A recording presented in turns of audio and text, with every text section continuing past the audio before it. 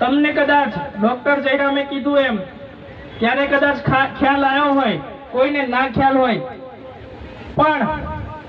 કેવડિયા જ્યાં સરદાર વલ્લભભાઈ પટેલની મૂર્તિ બનેલી છે ત્યાં 2-3 દિવસ પહેલા એક સાઇટ ચાલતી હતી, ત્યાં મ્યુઝિયમ બને છે. ત્યાંના આપણા 2 આદિવાસી છોકરાઓ તડવી સમાજના, એમને ત્યાં કોઈ કારણે મારવામાં આવ્યા. મારીને એટલા માર્યા કે એમને મારી નાખ્યા. પછી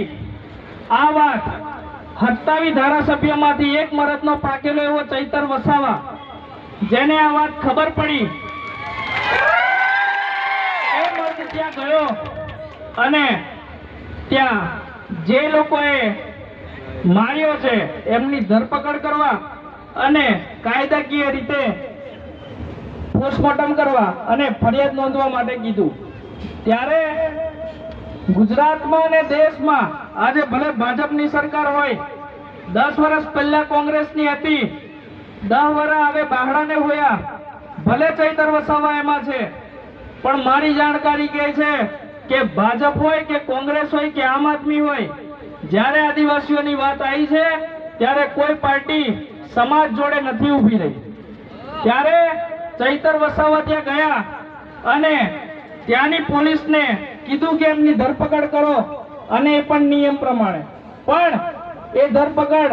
નથી કરવામાં આવતી. તો ચૈતરભાઈ ગઈકાલે સાંજે આપણી ફોન દ્વારા વાત થઈ તો એમને કીધું કે પોસ્ટમોર્ટમ કરાવી અને બોડીની સ્વીકાર કરી લીધી છે, પણ 13 તારીખે ત્યાં લગભગ બેસણું રાખેલું છે કે કંઈક છે. તો એમને કીધું છે કે ઘોગંબા આદિવાસીઓને મારા તરફથી કહી દેજો કે 13 તારીખે બને એટલી સંખ્યામાં તમે બધા ત્યાં બેસણું કે કંઈક છે ત્યાં આવજો એમ કીધેલું છે. તો હું ચૈતર વસાવા તરફથી આપ બધાને આ મેસેજ આપું છું કે 13 તારીખે ચૈતરભાઈ વસાવાએ ત્યાં બોલાયા છે અને આદિવાસી યુવા સમિતિના આગેવાનો તો જવાના જ છે, પણ જો કોઈ આવું હોય તો અમારા મહેન્દ્રભાઈને અને તમારા ગામના જે કોઈ પણ વ્યક્તિઓ આદિવાસી યુવા સમિતિમાં કામગીરી કરી રહ્યા છે એ લોકોને જણાવી દેજો, તો આપણે બધા અહીંયાથી સાથે જઈશું. હવે આવા જ્યારે ઘટનાઓ પૂરા ગુજરાતમાં અને પૂરી દેશમાં બને છે ત્યારે આજે પંચમહાલની અંદર તો તમને વાત કરીએ તો આઈજી સાહેબ આપણા આદિવાસી છે અને આયા ત્યારથી પોલીસ પ્રશાસનનું કામ આપણા ઘોગંબામાં ઘણું એવું સારું છે અને પૂરા પંચમહાલમાં ઘણું સારું છે, કારણ કે એ ઉપર બેઠો એ ગમે એવો આઈજી પણ છે તે આપણા આદિવાસીનો, એટલે આપણું જોવે છે. એટલે એકવાર એમની માટે પણ આપણે આભાર માનીએ અને પૂરા ગુજરાતની રાજ્ય સરકાર અને પોલીસ પ્રશાસનને અમારી નમ્ર વિનંતી છે કે એ જે કેવડિયાની અંદર એ જે આદિવાસી જોડે થયું એ અમારા જ સમાજનો એક ભાગ છે અને અમારા સમાજના દીકરાઓ હતા. આજે એ 2 જણા મરી ગયા તો એમના મા બાપ પર કેવું વીતતું હશે, એ પોતાના છોકરા આ રીતે મરી જાય તો કેવું લાગે, એમ આંખો બંધ કરીને વિચારજો. અને એ બાબતે ગુજરાતની સરકારને અહીંયા જે આઈબી વાળા આવેલા હોય એમના થકી હું કહેવા માંગીશ કે સરકારને વાત પહોંચાડે, એ બાબતે નિષ્પક્ષ થઈ અને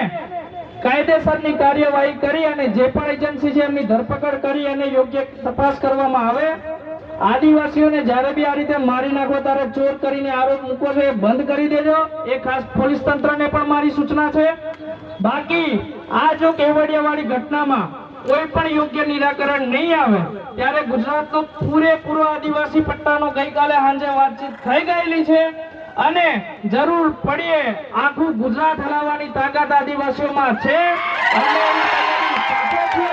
જેની નોંધ આઈબીના મારા મિત્રો લઈ લે અને ગુજરાતની રાજ્ય સરકાર સુધી અમારી વાત પહોંચાડી ગઈ. આગળ ઘોગંબા તાલુકાની વાત કરું, 1 વર્ષમાં મેં જોયું છે સરપંચો હોય, તાલુકા સભ્યો હોય, જિલ્લા પંચાયત સભ્યો હોય, બીજા સમાજવાળાઓની વાત નથી કરતો,